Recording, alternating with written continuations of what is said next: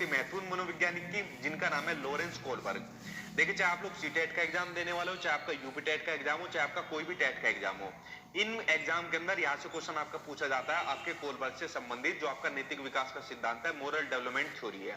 तो आज की वीडियो के अंदर इस सिद्धांत के बारे में मैं आपको चीजें डिटेल से पढ़ाऊंगा, ताकि कोई क्वेश्चन आपका छूट ना पाए। ठीक है, तो आप लोग समझते जाना जो जो चीजें आज की वीडियो के अंदर मैं आपको बताने वाला हूँ। उसके अलावा जो बच्चे पहली बार आए हैं वो चैनल को सब्सक्राइब कर लेना, क्योंकि चाहे आपका सीटेट का एग्जाम हो, चाहे आपका यूपीटेट का एग्जाम हो, चाहे कोई भी टेट का एग्जाम हो, उसकी तैयारी मैं अपने यूट्यूब चैनल पर आपको करा रहा हूँ। इसलिए आप लोग चैनल को सब्सक्राइब कर लेना, ताकि ऐसा इंपोर्टेंट मटेरियल आपको मेरे यूट्यूब चैनल पर मिलता रहे। तो चलिए बात कर लेते हैं लॉरेंस कोलबर्ग की और उनके सिद्धांत के बारे में। देखिए, पहला तो क्वेश्चन सबसे ज्यादा यही पूछा गया है और कई कई बार पूछा गया है, वेरी वेरी इंपोर्टेंट, कि जो है मोरल डेवलपमेंट जो थ्योरी है वो किसने दी थी, नैतिक विकास का सिद्धांत या नैतिकता का सिद्धांत किसने दिया था? तो वो दिया था लॉरेंस कोलबर्ग का। एक नंबर का ये क्वेश्चन बहुत बार आपके एग्जाम में पूछा जा चुका है। ठीक है, तो पहली चीज तो यही होगी। अब इस सिद्धांत के बारे में देखते हैं आखिरकार इस सिद्धांत के अंदर क्या क्या बातें दी गई है, लेकिन उससे पहले जान लीजिए कोलबर्ग जी के बारे में। तो ये रहे आपके कोलबर्ग, थोड़ी फोटो इस बार इनके जवानी की लगाई हुई है। ठीक है, तो कोलबर्ग अमेरिका के मनोवैज्ञानिक थे। ये क्वेश्चन आपका एग्जाम में पूछा जा चुका है कि किस देश के निवासी थे? अमेरिका के वैज्ञानिक थे कोलबर्ग। इन्होंने नैतिकता का सिद्धांत या नैतिक विकास का सिद्धांत दिया था। ये दोनों पॉइंट आपके लिए बहुत महत्वपूर्ण थे, जो कई बार एग्जाम में पूछे जा चुके हैं। ठीक, यहां तक आप लोग समझे। अब जो नैतिकता का सिद्धांत दिया है, जो नैतिक विकास का सिद्धांत है, बेसिकली नैतिकता होती क्या है, पहले इसके बारे में तो देखिए कि नैतिकता होती क्या है, जो मोरलिटी होती है वो होती क्या है। देखिए, सिंपल सा समझिए, जब हमें सही और गलत की पहचान होती है, जिस गुण की वजह से हमें सही और गलत की पहचान होती है, उसको कहा जाता है नैतिकता, उसको कहा जाता है। जैसा हमको बताया जाता है कि भाई चोरी करना क्या होता है, चोरी करना बुरी बात है, चोरी करना क्या बात है, बुरी बात है, गलत बात है। ठीक है, तो ये क्या हो गई, ये भी आपका नैतिकता के अंदर आ जाएगी, क्योंकि इसी के थ्रू हमें पता चल रहा है कि चोरी करना क्या है, बुरी बात है। तो वह गुण जिससे हमें सही और गलत की पहचान होती है, यही होती है नैतिकता, यही होती है आपकी मोरलिटी। ठीक, अब आगे देखते हैं नैतिकता के बारे में, कि बच्चा अपने सामाजिक परिवेश से ही नैतिकता और अनैतिकता को जानता है। बड़ा महत्वपूर्ण पॉइंट है, इसको देखिए। अब आप लोग मुझे एक सिंपल सी बात बताइए, आप लोगों ने नैतिकता कहां से सीखी? आपको किसने बताया कि ये चीज सही होती है, ये चीज गलत होती है? आपको कहीं ना कहीं आपके किसने बताया? आपके घर वालों ने आपको बताया, आपके स्कूल के अंदर आपके टीचर ने आपको बताया, या फिर आपके जो पास पड़ोस में है या रिश्तेदार है उन्होंने आपको चीजें बताई। ठीक है, तो ये बेसिकली ये सभी किसका भाग है? ये सभी भाग है आपके समाज का, ये सभी चीजें समाज के अंदर आती है। तो नैतिकता की जानकारी हमको किसने दी? नैतिकता की जानकारी दी हम इनको समाज ने, सामाजिक परिवेश ने हमको बताया कि कौन सी चीज नैतिकता की है और कौन सी चीज अनैतिकता की है। ठीक, यहां तक आप लोग समझ गए नैतिकता के बारे में, और बेसिकली इसी के बारे में आज की वीडियो के अंदर बात करेंगे। ठीक है, चलिए आगे देखते हैं। देखिए, जो कोलबर्ग ने बहुत सारे एक्सपेरिमेंट किए थे इसके ऊपर, उसमें से एक बड़ा एक्सपेरिमेंट, मतलब जो फेमस एक्सपेरिमेंट हुआ था वो हुआ था आपका हिंज वाला। आई होप आप लोगों ने कुछ इसकी कहानी सुनी होगी, नहीं सुनी तो एक बार दोबारा सुन लो। ठीक, देखिए, और आप लोगों से मेरा एक क्वेश्चन भी रहेगा, देखते हैं कितने लोग उसका सही आंसर बता पाएंगे। देखिए, एक बड़ी फेमस कहानी है। एक महिला थी यूरोप के अंदर, इनकी तबीयत खराब हो गई। ठीक है, अब इनकी तबीयत खराब होगी तो डॉक्टर ने एक दवाई लिख दी कि भाई सिर्फ यही एक दवाई है जिनसे इनकी जान बच सकती है। अब इसको ध्यान से सुनते जाना, आपसे क्वेश्चन पूछूंगा फिर मैं। तो डॉक्टर ने दवाई लिख दी कि इस दवाई से इनकी जान बच सकती है और किसी दवाई से नहीं बचेगी। तो जो एक हिंज थे, जो इनके हस्बैंड थे, इनके पास पैसे कम थे। इन्होंने कहा चलो कोई बात नहीं, डॉक्टर के पास जाता हूं, उसको मनाता हूं। तो ये यहाँ पर क्या थे, ये वो व्यक्ति थे जिन्होंने इस दवा का आविष्कार करा था। सिर्फ इन्हीं के पास ये दवा थी। ठीक है, और किसी के पास ये दवा नहीं थी। तो हिंज ने पास आए, हिंज ने कहा प्लीज मुझे दवाई दे दो, अगर आपने मेरी दवाई नहीं दी तो मेरी वाइफ की मृत्यु हो जाएगी, मौत हो जाएगी उनकी। उन्होंने कहा नहीं नहीं, मैं नहीं दूंगा। उन्होंने कहा मेरे पास अभी आधे पैसे, आधे ले लो। उन्होंने कहा नहीं नहीं, मैंने इतनी मेहनत से दवाई बनाई है, ठीक है, इतनी मेहनत लगी है, इतना पैसा लगा है, इतना डेडिकेशन मेरा लगा है, मैं आपको क्यों दे दूंगा? तो इसने इसको देने से मना कर दिया। तो हिंज ने क्या काम करा? हिंज ने क्या काम करा? हिंज ने चोरी कर ली। क्या करी? दवाई की चोरी करी, और चोरी करने के बाद अपनी वाइफ को दे दी और उसकी जान बच गई। ठीक, तो बेसिकली आप लोग इस कहानी के बारे में समझे। अब मेरा आप लोगों से क्वेश्चन है, और देखिए इसके दो ही आंसर आएंगे। अब आप लोग मुझे एक बात बताइए, क्या हिंज ने सही काम करा? हिंज ने क्या काम करा? चोरी करी। तो हिंज ने सही काम करा। अब आप में से कुछ तो जवाब देंगे, क्या देंगे?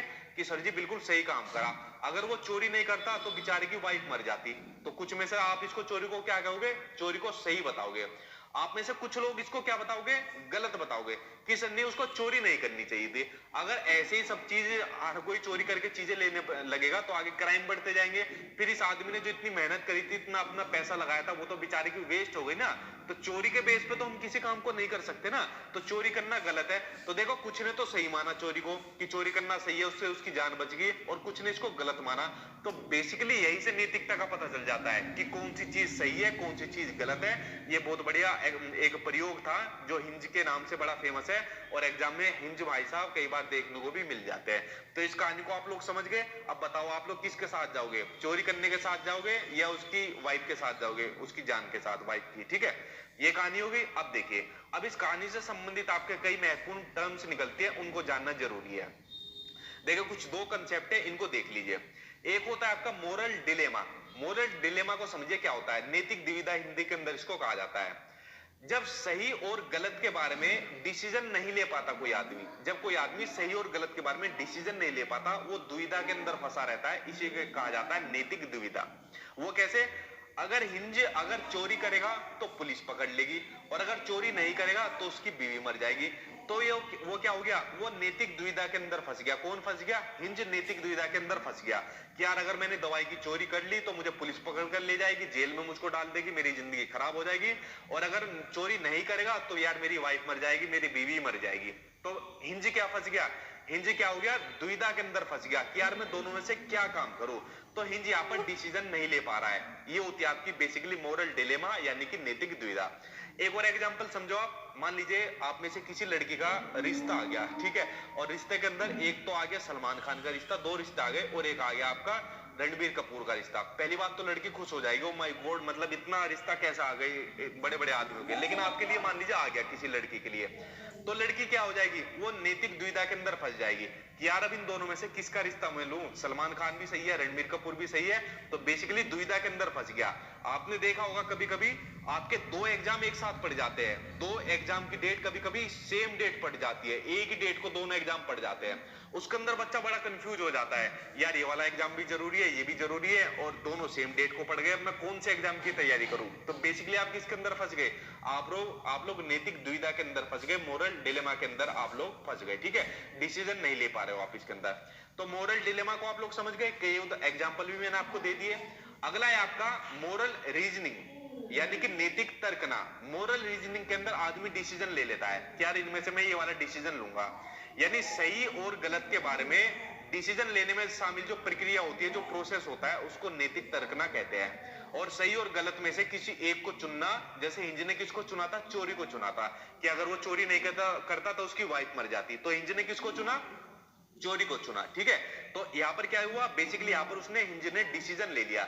जैसे मान लीजिए किसी लड़की ने क्या डिसीजन ले लिया कि यार मैं तो रणबीर कपूर को सिलेक्ट करूंगी, सलमान खान तो बूढ़ा हो गया है, इस तरीके से। ठीक है, अब मान लीजिए किसी के दो एग्जाम की डेट एक साथ पड़ेगी, तो आदमी सोचेगा पहले मैं उस एग्जाम को दूंगी दोनों में से, या दूंगा जिसकी तैयारी मेरी सबसे ज्यादा है, जो मेरे लिए सबसे ज्यादा जरूरी है। तो बेसिकली यहाँ पर आदमी क्या लेता है? इसके अंदर डिसीजन लेता है अपना। ठीक, तो ये होता है आपका मोरल रीजनिंग, होता है आपका नैतिक तर्कना।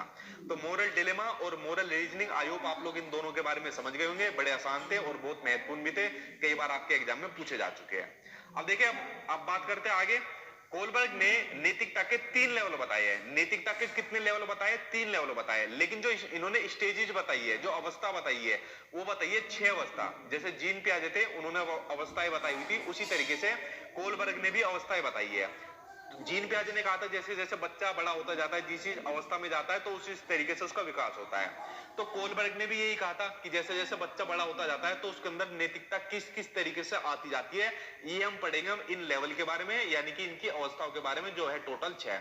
तो कंफ्यूज मत हो जाना, 3 तो लेवल होते हैं, और इन्हीं लेवल की एक लेवल की 2 अवस्थाएं होती है, तो 6 अवस्थाएं होती है टोटल। ठीक, चलिए बात करते हैं हम इनके बारे में एक एक करके। पहला लेवल है आपका प्री कन्वेंशनल स्टेज, जो होता है लगभग 4 साल से लेकर 10 साल तक का, यानी जब बच्चा 4 साल से लेकर 10 साल तक का होता है, वो होता है आपका प्री कन्वेंशनल स्टेज, जिसको प्राक रूढ़िगत नैतिकता का स्तर कहा जाता है। अब आप कहोगे सर जन्म से लेकर 4 साल तक का बच्चा इसके अंदर क्यों नहीं है? देखो 4 साल तक के बच्चों को नैतिकता के बारे में कुछ भी नहीं पता। उसको क्या पता है? नीति आपके घर में भी होगा 4 साल का बच्चा, आप उसको अगर मान लीजिए उसको गुस्सा आ गया तो छुटते आपके मुंह पर भी मार देगा, कमर में मार देगा, सर में मार देगा। उसको पता ही नहीं नैतिकता कि बड़ों के ऊपर हाथ नहीं उठाना चाहिए। आप 4 साल के बच्चे को खिलौना दे दो, तो खिलौने के भी बच्चा क्या काम कर देगा? तोड़ देगा। जबकि गलत बात होती है ना, खिलौने को तोड़ना गलत बात होती है, लेकिन बच्चों को पता थोड़ी है कि ये गलत बात होती है। तो इसलिए जन्म से लेकर 4 साल तक के को नैतिकता के अंदर नहीं रखा गया, इसके बाद ही रखा गया है, ठीक है। तो पहला लेवल होता है आपका प्री कन्वेंशनल स्टेज। इसके अंदर क्या होता है, इस अवस्था में बच्चों को सही गलत के बारे में पता नहीं होता, यानी 10 साल तक के बच्चों को इसके बारे में भी यहाँ तक नहीं पता होता। इस अवस्था में नैतिक तर्कना जो होती है, जो नैतिकता होती है बच्चे के अंदर, वो दूसरे लोगों के मानकों के अनुसार होती है। अगर जो दूसरे मानक कैसे, हमारे घर के अंदर हमारे पेरेंट्स हो गए, भाई बहन हो गए, रिश्तेदार हो गए, उन्होंने कहा ये काम सही है तो ये काम सही है, ये काम गलत है तो ये काम गलत है, ठीक है।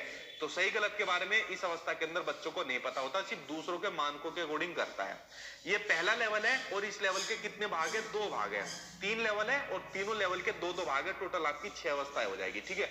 अब देखिए यहां से आपके एग्जाम में क्वेश्चन आते हैं जो इनकी ये जो भाग दिए हुए हैं, अब इनके बारे में एक एक बात करके बात करते हैं। पहला है आपका पनिशमेंट एंड ओबीडियंस, यानी कि दंड एवं आज्ञा पालन उन्मुखता। यानी इस अवस्था के अंदर बच्चों की जो नैतिकता किस पर रहेगी, पनिशमेंट पर रहेगी या फिर आज्ञा पालन पर रहेगी। वो कैसे, देखिए वो रहेगी, जब हिंज ने चोरी की तो बच्चों ने सोचा, जैसा आप लोगों ने सोचा कि अगर वह चोरी करेगा तो उसे क्या मिलेगी, उसे सजा मिलेगी, उसे पुलिस पकड़ कर ले जाएगी। तो बच्चों की नैतिकता किस पर रहेगी, बच्चों की नैतिकता रहेगी पनिशमेंट पर, कि अगर हिंज चोरी करेगा तो उसको सजा मिलेगी, ठीक है।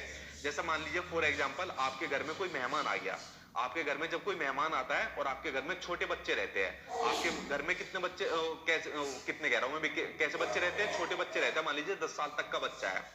अगर मेहमान को उसने नमस्ते कर दिया, उसके पैर छू लिए, तो सब आप उसको क्या मिलती है, शाबाशी मिलती है, ठीक है। अरे देखो कितनी आज्ञा मानना है, कितना संस्कारी बच्चा है, आप भी उसको शाबाशी देते हो।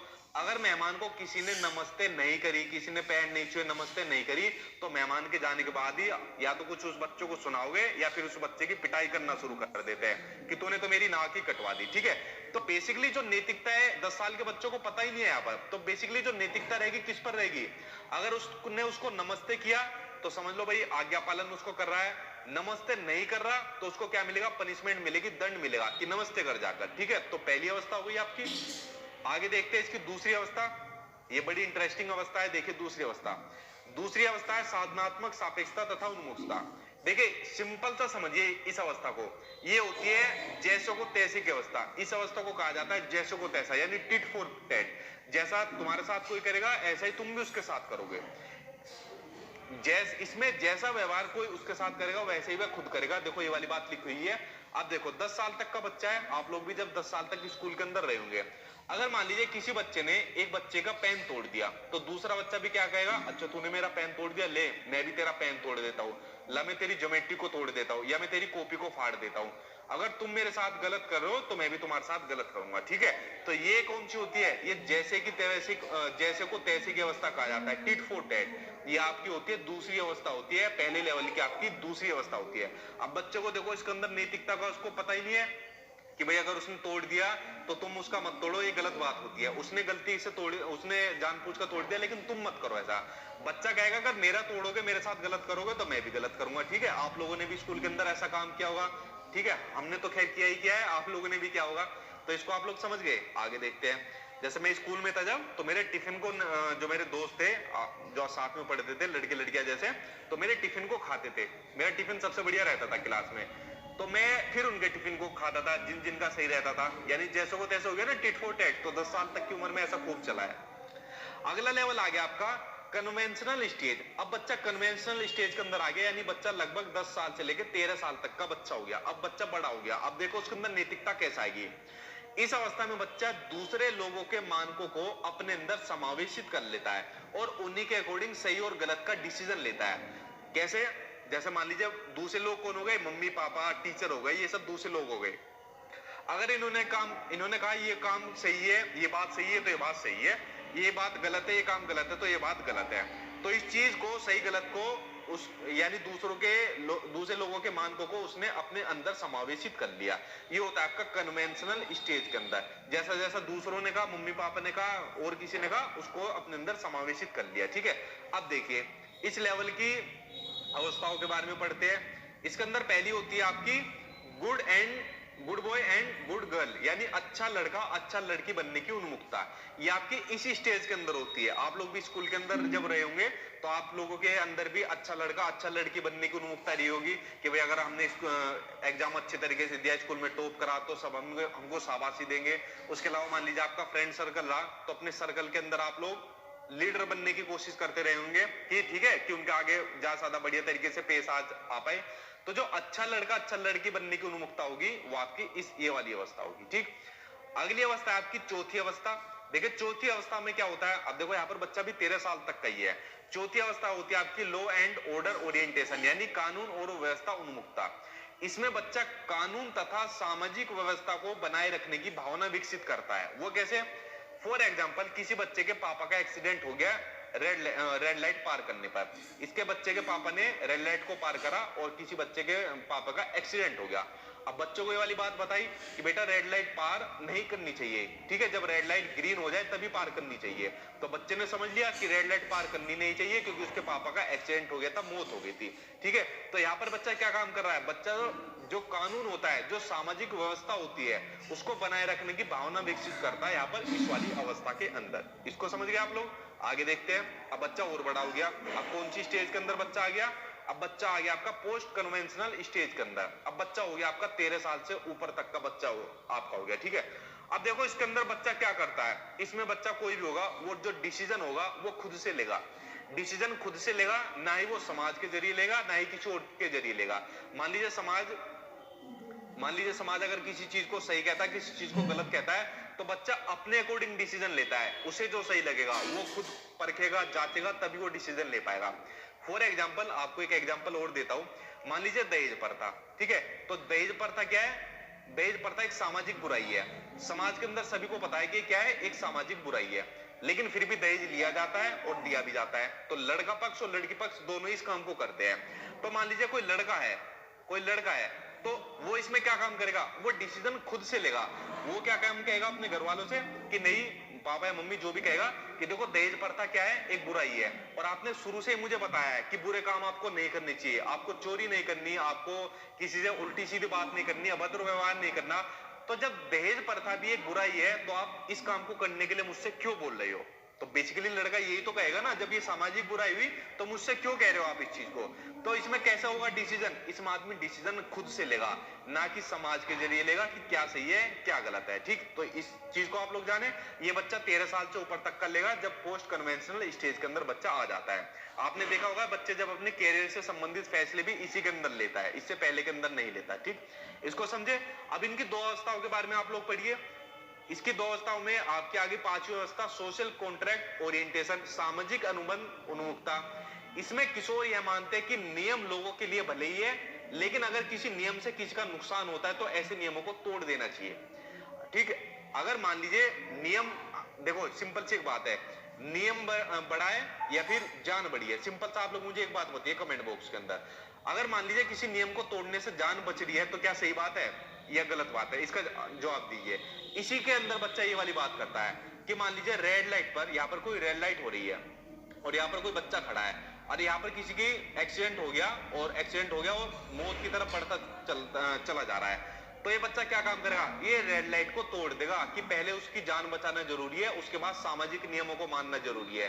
तो यहाँ बच्चा सामाजिक नियमों की परवाह नहीं करता, उसको जो सही लगेगा उसी को उस काम को करेगा। ठीक है, क्योंकि बच्चा सोचता है रेड लाइट का तब तक वेट करूंगा तब तक बेचारा मर जाएगा, इससे बढ़िया रेड लाइट को तोड़कर इसकी जान बचाता हूं, इसको हॉस्पिटल ले जाता हूं। तो ये होता है आपका सोशल कॉन्ट्रैक्ट ओरिएंटेशन। ठीक है, इसमें नियम से को नहीं मानता है बच्चा, सामाजिक नियमों को तोड़ देता है, सामाजिक नियमों को इसके अंदर। अगला है इसी की छठी अवस्था, वो है आपकी सार्वभौमिक नैतिक सिद्धांत उन्मुखता। ये कहती है कि इसमें किशोर दूसरे के विचारों से नहीं बल्कि अपने खुद के मानकों के अनुसार व्यवहार करता है। इसमें कैसा व्यवहार करता है? अपने बच्चा खुद के मानकों के अनुसार व्यवहार करता है। फॉर एग्जांपल, जैसे भगत सिंह जी एक छोटी एज में, बहुत छोटी एज के अंदर ही इन्होंने एक डिसीजन ले लिया, फैसला ले लिया कि हमारे देश को, हमको आजादी दिलानी है, हमको हमारे देश को आजाद करना है। ठीक है, अब इन्होंने डिसीजन ले लिया इस काम का, तो दूसरों के मानकों के अनुसार नहीं चला। गांधी जी क्या कहते हैं कि अहिंसा का रास्ता अपनाओ, ये कहते थे मुझे तो आजादी लेनी है, चाहे हिंसा से हो चाहे अहिंसा से हो, मुझे अपने देश को आजाद कराना है। अगर मैंने अपने देश को आजाद नहीं कराया तो मेरी आने वाली जो पीढ़ियां होगी, जो पुश्तें होंगी, वो भी गुलाम पैदा होगी। तो बाकी के जो दूसरे लोग बोलते थे कि नहीं आपस में बैठ के बात कर लो, नहीं इनको राज करने तो कोई बात नहीं, इन्होंने दूसरों के मानकों को नहीं माना, ना ही दूसरे के व्यवहार को माना। इन्होंने डिसीजन कैसे लिए? इन्होंने डिसीजन खुद से लिए, इन्होंने डिसीजन क्या लिए? खुद से लिए। और इसमें जो किशोर होता है ना, वो दूसरों के फायदे के लिए अपनी जान पर भी खेल जाता है। जैसे भगत सिंह हमारे लिए, ठीक है, किसके लिए इन्होंने कुर्बानी दी थी, किसके लिए शहीद हुए थे? हमारे लिए शहीद हुए थे, ताकि हम लोगों को आजादी मिल सके, ठीक है। तो ये होती है आपकी इसके अंदर सार्वभौमिक नैतिक सिद्धांत के अंदर। तो देखिए फ्रेंड्स, जो कोलबर्ग का सिद्धांत था, उनके कुछ कंसेप्ट मैंने आपको बताए, इनकी अवस्थाएं आपको बता दी, जो जो महत्वपूर्ण अवस्थाएं थी। तो ये चैप्टर आपका कंप्लीट हो गया। आई होप आपको चैप्टर पसंद आया होगा, ठीक है। पसंद आए तो इसको लाइक कर देना, शेयर कर देना, और वीडियो चैनल को सब्सक्राइब कर लेना, ताकि सीटेट और यूपीटेट का और ऐसा महत्वपूर्ण मटेरियल मैं अपने चैनल पर आपको देता रहूं। Thank you.